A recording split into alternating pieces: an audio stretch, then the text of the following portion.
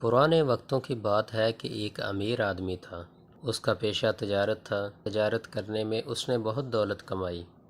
وہ تجارت کرنے کی غرض سے سامان تجارت لے کر اپنے ملک سے کسی دوسرے ملک کو جایا کرتا تھا۔ اسے جانور پالنے کا بہت شوق تھا، چنانچہ اس نے ایک بندر پال رکھا تھا جس کے ساتھ اسے والہانہ لگاؤ تھا۔ بندر بھی اپنے مالک سے بہت محبت کرتا تھا۔ ایک بار یوں ہوا کہ امیر آدمی اپنے سامان تجارت کے ساتھ سفر کر رہا تھا۔ سفر کرتے کرتے دوپہر ہو گئی اور سورج نے اپنا جلال دکھانا شروع کیا۔ تاجر نے ایک گھنے درخت کے نیچے عارضی پڑاؤ ڈالا۔ وہ تھکا ہارا تو تھا ہی، اس لیے جلد سو گیا۔ بندر نے اپنے مالک کو پنکھا جلنا شروع کر دیا تاکہ وہ آرام سے سو جائے۔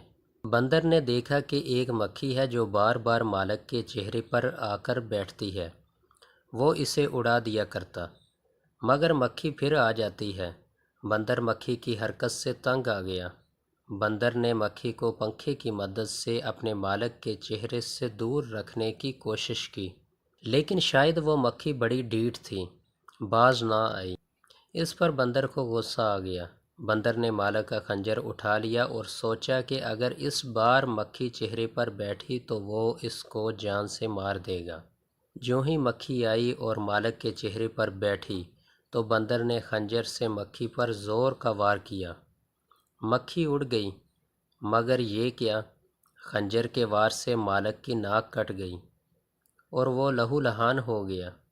مالک نے اسی وقت تلوار نکالی اور بندر کا سر تن سے جدا کر دیا۔ سچ کہتے ہیں، نادان کی دوستی اچھی نہیں ہوتی۔